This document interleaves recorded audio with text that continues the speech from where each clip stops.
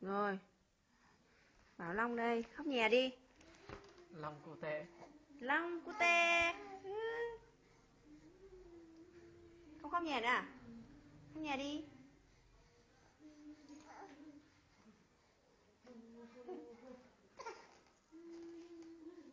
Họ giỏi nhỉ?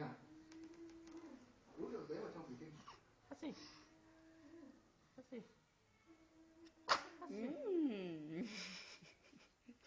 Đúng ghét gì tao này trông nhìn đẹp trai. Ôi cái mặt. Nè, cầm lấy quay cho nó một lúc. Ôi cái mặt.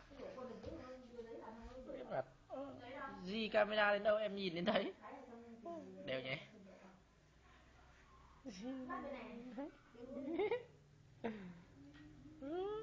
Gì đâu nhìn thấy. Chỉ